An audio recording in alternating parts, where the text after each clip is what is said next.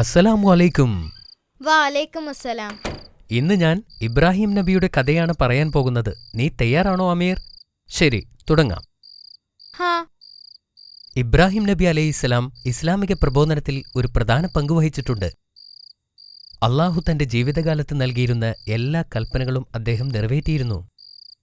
അചഞ്ചലമായ വിശ്വാസത്തിന്റെ ഫലമായി അള്ളാഹു സുബ്ഹാനഹു വ തആല ഇബ്രാഹിം നബിയെ ലോകജനതയുടെ നേതാവായി തിരഞ്ഞെടുത്തിരുന്നു. നമുക്ക് ഇബ്രാഹിം നബിയുടെ കഥയിലേക്ക് കടക്കാം. ബിസ്മില്ലാഹ്.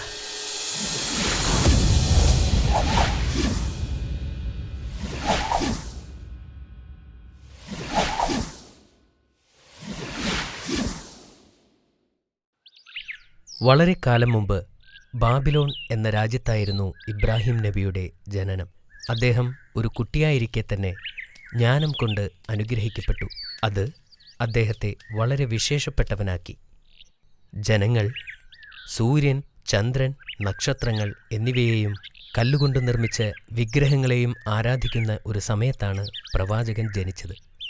അദ്ദേഹത്തിൻ്റെ പിതാവ് ഒരു ശില്പിയായിരുന്നു. അവൻ സ്വന്തം കൈകളാൽ വിഗ്രഹങ്ങളുണ്ടാക്കി. അദ്ദേഹത്തിൻ്റെ പിതാവ് ഒരിക്കലും അള്ളാഹുവിനെ ആരാധിച്ചിരുന്നില്ല. ഇങ്ങനെയുള്ള വിചിത്രമായ പ്രതിമകളെക്കുറിച്ച് ഇബ്രാഹിം നബി അതിശയപ്പെട്ടിരുന്നു. ചിലപ്പോൾ അവൻ അവരോട് കളിക്കുമായിരുന്നു. എന്നാൽ ക്ഷേത്രത്തിലെ വിഗ്രഹങ്ങളെ കണ്ടപ്പോൾ അദ്ദേഹം അന്താളിച്ചു. ഈ കൽവിഗ്രഹങ്ങൾക്ക് മുന്നിൽ ആളുകൾ സാഷ്ടാംഗം നമിക്കുന്നത് എന്തുകൊണ്ടെന്ന് അദ്ദേഹം ആശ്ചര്യപ്പെട്ടു. ഒരു ദിവസം മർധൂഖ് പ്രതിമ നിർമ്മിക്കുന്ന സമയത്ത് നബി പിതാവിനോട് ചോദിച്ചു, ജനങ്ങൾ എന്തിനാണ് ഈ കളിപ്പാട്ടങ്ങളെ ആരാധിക്കുന്നത്? അവർ ഞങ്ങളുടെ ദൈവങ്ങളെ പ്രതിനിധാനം ചെയ്യുന്നു. പിതാവ് മറുപടി പറഞ്ഞു, ദൈവങ്ങളിൽ നിന്നുള്ള അനുഗ്രഹങ്ങൾ ലഭിക്കാൻ നാം അവരെ ആരാധിക്കണം. ഇവർക്കെന്താ ഇത്ര വലിയ ചെവികൾ എന്ന് ഇബ്രാഹിം നബി പിതാവിനോട് ചോദിച്ചു. ദൈവങ്ങളുടെ ദേവനായ മർധൂഖ് ആണ് ഈ പ്രതിമ. പിതാവ് മറുപടി പറഞ്ഞു, വലിയ ചെവി അതിൻ്റെ ആഴത്തിലുള്ള അറിവിനെ സൂചിപ്പിക്കുന്നു.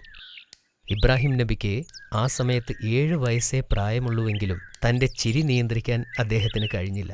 കാലം കഴിയുന്തോറും ഇബ്രാഹിം നബി അറിവും ജ്ഞാനവും നേടി. അള്ളാഹു ഏക സത്യദൈവം ആണെന്ന് അദ്ദേഹം മനസ്സിലാക്കി. മുതിർന്നു വരുന്തോറും വിഗ്രഹങ്ങളോടുള്ള വിദ്വേഷവും അദ്ദേഹത്തിന് വർദ്ധിച്ചു വന്നു. ഇബ്രാഹിം നബിക്ക് ഇപ്പോൾ 16 വയസ്സായി. തൻ്റെ പിതാവുമായി അദ്ദേഹം ക്ഷേത്രത്തിൽ പ്രവേശിച്ചപ്പോഴെല്ലാം തൻ്റെ ജനങ്ങൾ വിഗ്രഹങ്ങളോട് പ്രാർത്ഥിക്കുന്നതായി കാണാറുണ്ടായിരുന്നു. തൻ്റെ ജനം പാപമോചനം തേടുന്നതിന് യാഗങ്ങൾ അർപ്പിക്കുന്നതായി അദ്ദേഹം കണ്ടു. ഒരിക്കൽ ഇബ്രാഹിം നബി വീട് വിട്ട് സത്യദൈവത്തെ അന്വേഷിച്ച് നടന്നു. വളരെ കാലം അദ്ദേഹം അലഞ്ഞു തിരിഞ്ഞു. ഒടുവിൽ അദ്ദേഹം ഒരു മലയിലെത്തി. അദ്ദേഹം മലമുകളിൽ കയറി ഒരു ഗുഹയുടെ അടുത്തെത്തി. അവൻ വളരെ കാലം അവിടെയിരുന്നു. ഒരിക്കൽ അദ്ദേഹം വളരെ തിളങ്ങുന്ന ഒരു നക്ഷത്രത്തെ കണ്ടു. നക്ഷത്രത്തിൻ്റെ സൗന്ദര്യത്തെ കണ്ടപ്പോൾ ഈ നക്ഷത്രം അള്ളാഹുവാണെങ്കിലോ എന്ന് അദ്ദേഹം സംശയിച്ചു. കുറച്ച് സമയത്തിന് ശേഷം നക്ഷത്രം അപ്രത്യക്ഷമായി. നക്ഷത്രം അള്ളാഹുവല്ല എന്ന് അദ്ദേഹം മനസ്സിലാക്കി. സത്യദൈവം ഒരിക്കലും മാറിപ്പോവുകയോ അപ്രത്യക്ഷമാവുകയോ ചെയ്യില്ല.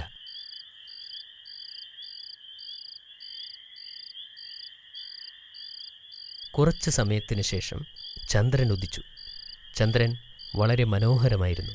അതിനാൽ ചന്ദ്രൻ അള്ളാഹു ആണെന്ന് ഇബ്രാഹിം നബി കരുതി. നബി കുറച്ചുനേരം ചന്ദ്രനിലേക്ക് തന്നെ നോക്കി നിന്നു.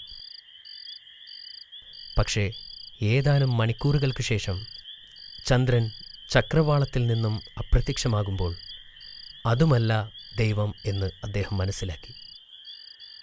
ഇബ്രാഹിം നബി വളരെ നിരാശനായിരുന്നു. എങ്കിലും അവൻ മലഞ്ചെരുവിലെ ആ പർവ്വതത്തിൻ്റെ മുകളിൽ തന്നെയിരുന്നു. സൂര്യപ്രകാശത്തെ നോക്കി ഇത് അള്ളാഹു ആണെങ്കിലോ എന്ന് വീണ്ടും ആശ്ചര്യപ്പെട്ടു. വൈകുന്നേരങ്ങളിൽ സൂര്യൻ ചക്രവാളത്തിൽ അസ്തമിച്ചപ്പോൾ അത് ദൈവമല്ല എന്ന് അദ്ദേഹം മനസ്സിലാക്കി. സത്യദൈവം ഒരിക്കലും അസ്തമിക്കില്ല.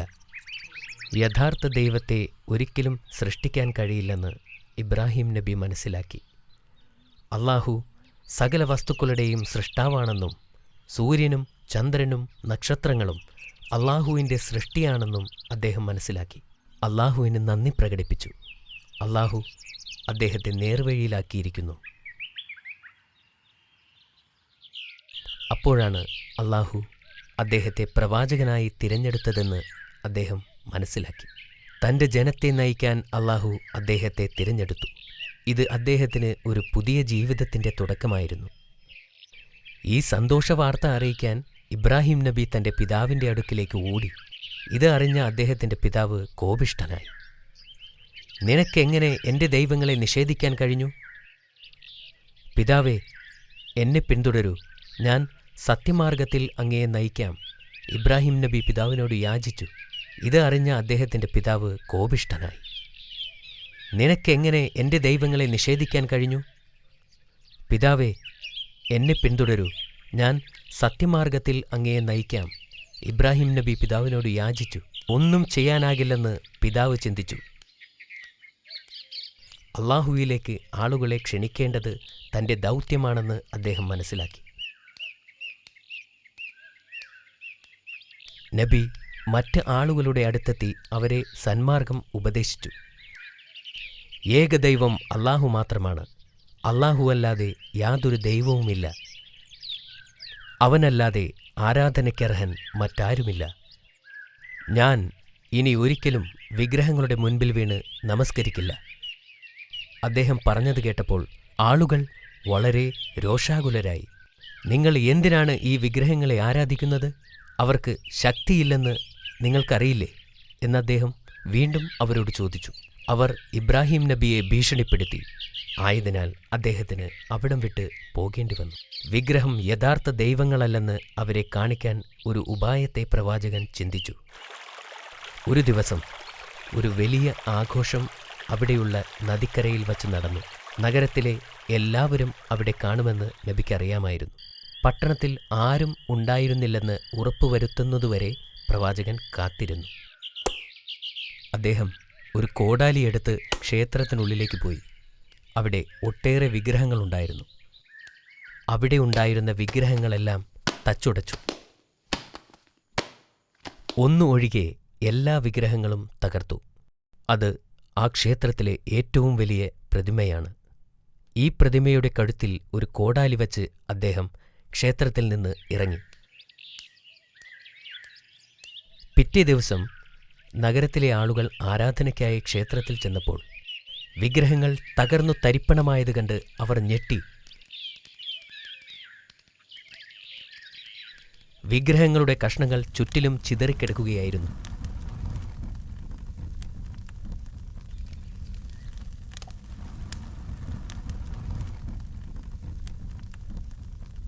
ഈ ഭീകരമായ പ്രവൃത്തി ചെയ്തവർ ആരായിരിക്കുമെന്നവർ ഒത്തുകൂടി ചർച്ച ചെയ്തു. ഇന്നലെ കമ്പോളത്തിൽ ഒരു ചെറുപ്പക്കാരനുണ്ടായിരുന്നു എന്ന് അവരിൽ ഒരാൾ പറഞ്ഞു.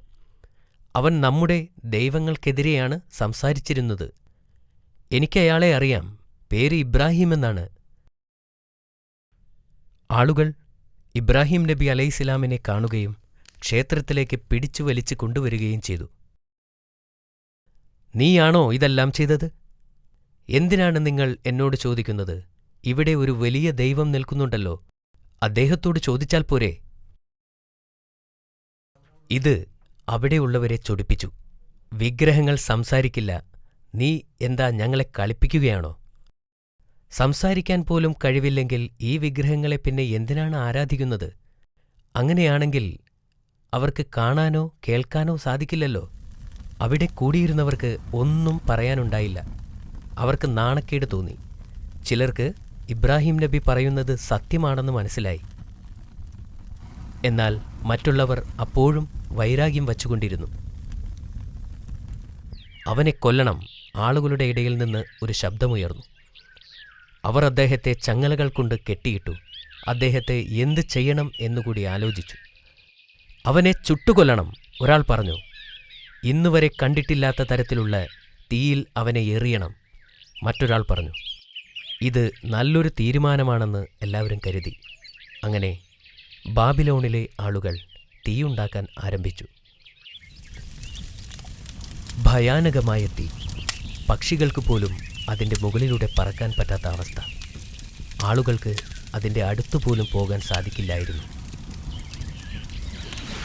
മാഷാ അല്ലാ, വളരെ മനോഹരമായ കഥ. ഇന്നിനി ഇത്രയും മതി. ഇതിൻ്റെ ബാക്കി നമുക്ക് നാളെ പറയാം.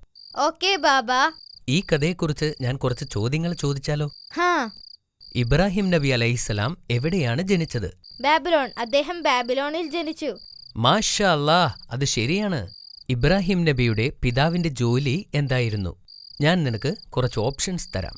ഓപ്ഷൻ എ ആശാരി, ഓപ്ഷൻ ബി ശില്പി, ഓപ്ഷൻ സി മരം വെട്ടുകാരൻ.